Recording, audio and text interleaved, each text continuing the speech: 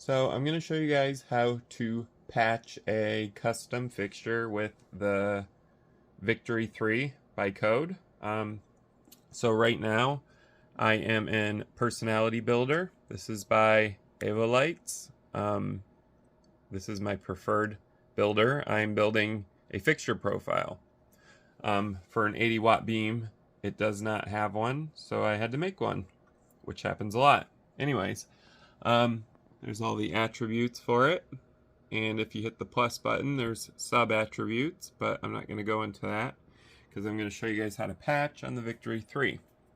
So anyways, I have downloaded the file and I put it on my USB, and we're going to come over here to the Victory 3 console, and you're going to put this USB into the USB port. Then you're going to come over here and you're going to have to hit setup because this file is not in the system. So we're going to go to manage fixture library, and I'm going to head over to add a new fixture, but we don't have it. So we're going to go to the import from external file. There's my USB. Now for speed's sake, you can check your R20 or your D4, whichever profile you have. I have a D4 because that's what Personality Builder exports. You can also export R20 on the Personality Builder, but I prefer the D4. And anyways, there is my fixture, which is my beam 80 watt, and I'm going to hit import selected.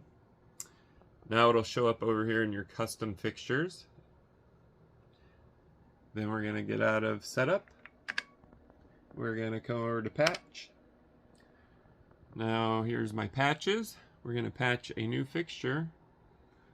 We're going to select TP beam 80. There is all of the attributes I programmed. We're going to hit confirm, and here you can put your unit start number. In this case it's going to be 12. You can also do your start DMX address right here. In this case it's 98 because that's the first available address. And the quantity, in this case it's 1. Hit confirm. Now it's patched to DMX channel 98. We're going to hit return. Return. Now you can see it's patched in your show. So we're going to hit the patch button again, go back to our main screen, and we're going to select it, and all of your stuff should now show up, all of your programs under all of the various attributes. This does have a color wheel, so I can actually hit color and I can pull up all of the colors I've programmed for quick selection. I can even hit the scroll fast, medium, slow, scroll slow counterclockwise, scroll medium counterclockwise, scroll fast counterclockwise. But those are some of the things that you can program into Personality Builder, and they save you a lot of time. Even my gobos are going to be easier to select because I don't have to scroll through the color wheel. You can just select whichever gobo you want and hit it. You can also assign a label, which is what I'm going to do now. So I'm going to hit edit label. I'm going to select TP beam. Then I'm going to go to picture because I use actual images of the fixtures. It's just easier for me to select them. I'm going to hit import, and on my USB are my custom fixture profile thumbnails. I'm going to select the one I want. That's the fixture. I'm going to hit import. I'm going to hit return. I'm going to hit enter. Now up here you have a picture of the fixture that I just created a custom profile for, and you can scroll through the various attributes on your attribute bank. like my prism. In this case, it's set to 1, but if I wanted to, I could set it to the 8 prism. Or you can scroll through it until you get to where you need to go.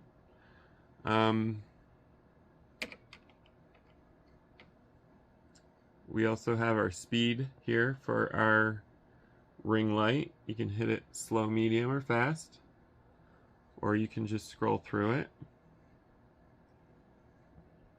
Now, what I like about how I program this is that you can actually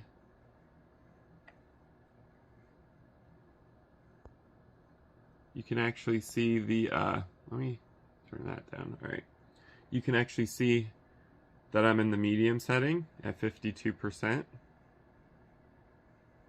Now I'm in fast mode, so now my LED effects that I select over here are going to be fast. These are just custom things I've programmed that make my life easier. LED effects, this is for the ring light on the fixture. I have programmed every single possible color of the ring light, including all of its color scrolls and color macros.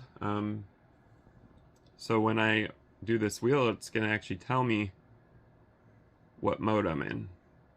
You can't get this just by programming it quickly. You actually have to program it in a personality builder and follow every single DMX channel's values and then program it that way. But yeah, anyways, that is how you quickly and easily patch a fixture into the Victory 3 by code.